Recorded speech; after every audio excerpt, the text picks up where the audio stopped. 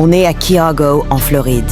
Au téléphone, il y a Mwenda fille paniquée, il qui crie que mon père est en train de battre sa mère à mort. La police arrive en urgence. Un homme, Armando Lopez, 52 ans, en pleine crise, se met à faire n'importe quoi. Il ne veut pas se rendre. Il essaie même de prendre l'arme d'un policier. Et ce n'est pas fini. Non, parce que le mec, il ne se contente pas de ça. Il vole carrément la voiture de patrouille. Il s'enfuit avec une voiture de police. Il court vers le nord, avec les gyrophares qui flashent, les policiers à ses trousses et lui qui tente de leur échapper à toute vitesse. À un moment, le gars est à plus de 160 km/h. Il dépasse tout le monde comme si c'était un jeu de course et il n'a aucune intention de s'arrêter. Mais l'histoire ne s'arrête pas là, parce qu'à un moment, notre suspect, Armando, il se fait arrêter, enfin presque. La scène de l'interpellation, c'est une véritable opération commando. Les flics sortent leurs outils, ils tentent d'ouvrir la voiture, ils doivent couper les airbags et surtout, ils doivent s'assurer qu'il ne leur fait pas de mal. Le mec, il est là, coincé dans la voiture, il ne répond pas, il ne bouge pas. Et les policiers, ils doivent faire preuve d'une patience d'ange pour le sortir de là sans prendre de risques. Les policiers, ils parlent à Armando.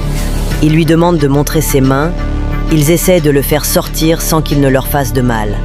Au début, il ne répond pas, il ne bouge pas, et tout le monde retient son souffle.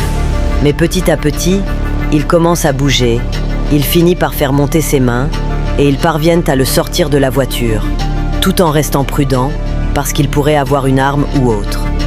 La scène est tendue. Finalement, ils réussissent à maîtriser le gars.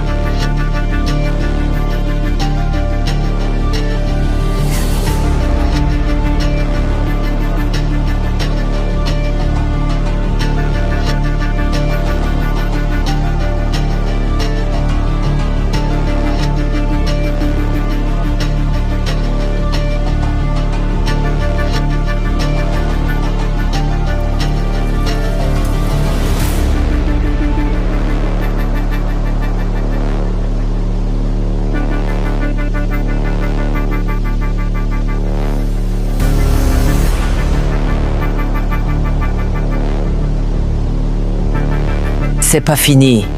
Parce que même en étant en garde à vue, Armando n'a pas dit son dernier mot. Le mec, il ne veut pas aller en prison tranquille. Il commence à râler, à crier, à se débattre, et il refuse de coopérer. Les policiers, ils doivent le calmer, le mettre dans la voiture, et tout ça dans une ambiance de chaos total. La tension est à son comble, mais ils font leur boulot.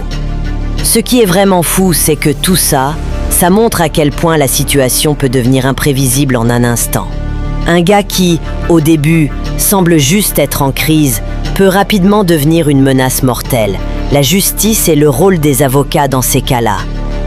Parce que, tu vois, dans cette histoire, Armando est en garde à vue. Il risque gros. Tentative de homicide, vol de voiture, fuite et j'en passe. Mais le truc, c'est que la justice doit faire son boulot. Et un bon avocat peut faire toute la différence. Ils ont déjà gagné des millions pour leurs clients, genre 29 millions de verdicts dans des affaires de vélo ou de voiture. Et tout ça, c'est parce qu'ils connaissent leur métier. Si jamais tu te retrouves dans une galère, commence une réclamation, fais valoir tes droits et ils s'occupent du reste. Et ça, c'est une vraie sécurité, parce qu'en pleine crise, il faut pouvoir compter sur des pros.